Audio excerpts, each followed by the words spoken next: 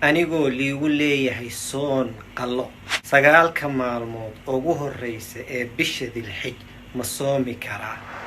alxamdulilah wasalaatu wasalaamu calaa rasuulilah. walaalaha ilaahay dartiisu jecla meel adduunka aad ka joogtaan. assalaamu calaykum waraxmatullaahi wabarakaatuhu. maanta waxaan rabnaa inaan ka jawaabno su-aal soo noqnoqoto waqtigan oo kale markii la gaaro shawaalka 6 maalmood markii la gaaro ama 10 maalmood carafa markii la gaaro. su-aal aad u soo noqnoqotaa jirto. su-aashaasna waxaa waaye anigoo qalaligu leeyahay bishii ramadaan lasoo dhaafaa maalmo iga tageen 5 maalmood 7 maalmood waa iga tageen, ma soomi karaa 10 maalmood fadliga badan? ma soomi karaa anoo qalaligu leeyahay? haddaan soomane ajir ma helaa? ajirka sunnada ma helaa? su-aashaas jawaabteedana waxaa waaye waxaa fiicnaan lahayd qallaha inaad soo gudid intaysan 10 maalmood imaanin, laakiin hadda waa timid soo maaha. 10 maalmood way joogtahay, 9 maalmood la soomayay ayaa bilowday. ayib anigana qalaligu leeyahay waa soomi waaye, hadda maxaa xal maxaa la sameeyaa?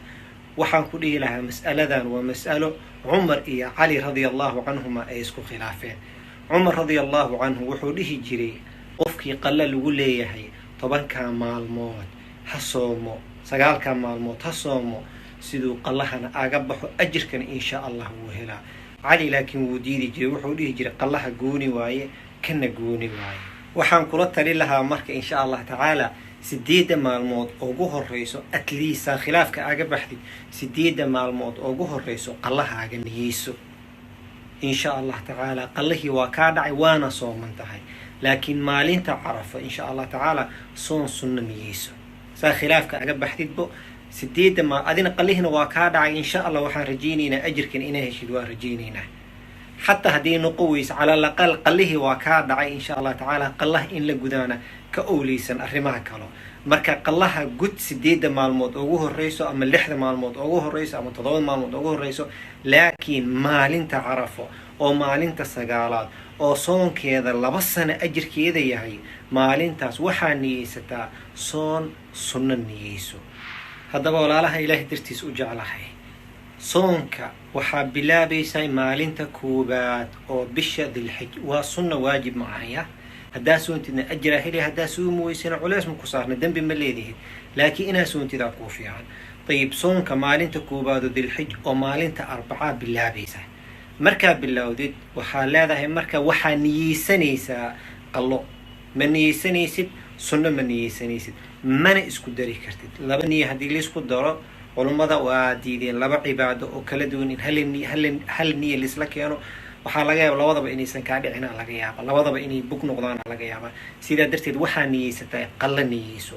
maalinta 8aad iyo 9aad ama maalinta 9aad waxay noqotaba 9aada ugu muhiimsani waxaa niyeysataa sunno soon, laakiin iska ilaali 2 niyo inaa niyeysatid.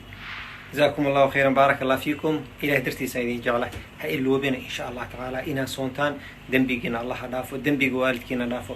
كليب كان وحان رجينا قفل بإن لجالسي وفائدة بدني هي وحالجا يبقى قف سؤاشا مسكحدي سكون نقنيسي إني أنفع ضو جوابي ونقطه جود بخير الله كسيه أجر نواهي ليس أنا جنواهلا أو ذا أجر يسن. بارك الله فيكم، جزاكم الله خيرا.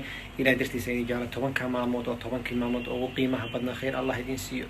9 maalmood le waa 30 maalmood soo soon. 9 maalmood soon isku day xataa inaan soomin kadib bari ka soon insha allah. khayr allah idin siiyo. ahilmaamina sii gudbisid. assalaamu calaykum waraxmatullaahi wabarakaatuhu.